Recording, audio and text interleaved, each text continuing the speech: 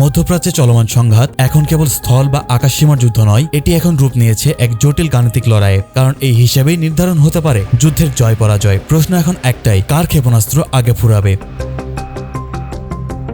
এদিকে ইরানের বিশাল ড্রোন ও ব্যালিস্টিক ক্ষেপণাস্ত্রের মজুদ, অন্যদিকে যুক্তরাষ্ট্র, ইসরায়েল এবং উপসাগরীয় মিত্রদের আধুনিক আকাশ প্রতিরক্ষা ব্যবস্থা। যুদ্ধের বর্তমান ধাপে যুক্তরাষ্ট্র ও ইসরায়েলের মূল লক্ষ্য ইরানের সামরিক সক্ষমতা ভেঙে দেওয়া, যার ফলশ্রুতিতেই ইরানের উৎক্ষেপণ কেন্দ্র, অস্ত্রাগার ও সামরিক অবকাঠামোতে ধারাবাহিকভাবে হামলা চালানো হচ্ছে।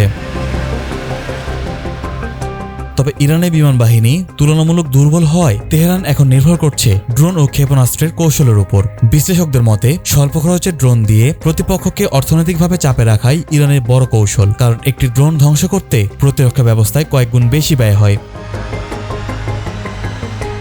সংঘাত ছড়িয়ে পড়েছে কাতার, কুয়েত, ইরাক, বাহরাইন, ওমান ও সংযুক্ত আরব আমিরাত সহ একাধিক দেশে। উপসাগরীয় দেশগুলোতে শত শত ক্ষেপণাস্ত্র ও ড্রোন ভূপাতিত করার দাবি করলেও বিশেষজ্ঞরা বলছেন শতভাগ নিশ্চিত প্রতিরক্ষা বলে কিছুই নেই। একটি ক্ষেপণাস্ত্র যদি গুরুত্বপূর্ণ স্থাপনায় আঘাত হানে তবে তার প্রভাব হতে পারে ভয়াবহ।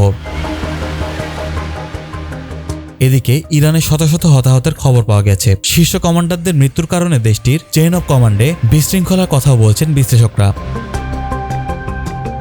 সব মিলিয়ে এই যুদ্ধের ভবিষ্যৎ নির্ভর করছে অস্ত্রের মজুদ, অর্থনৈতিক সক্ষমতা এবং টিকে থাকার শক্তির উপর। আকাশের সাইরেন, বিস্ফোরণ আর ধোঁয়ার মাঝেই এখন মধ্যপ্রাচ্যের ভবিষ্যৎ ঝুলে আছে ক্ষেপণাস্ত্রের হিসাব নিকাশের উপর। নাইমান লাফি, নিউজ ডেস্ক, নিউজ 24 ঘন্টা।